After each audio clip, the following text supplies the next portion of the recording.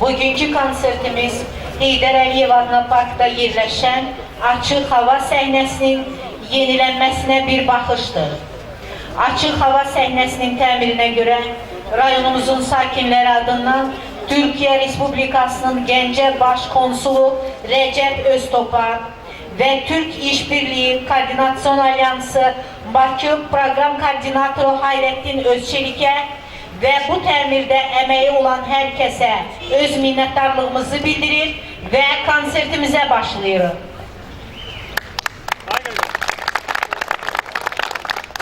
Üzeyir Hacıbəyli, çırpınırdı Qaradəniz. Oxuyur Fatimə Əzimova, sözləri Əhməd Cavadındır.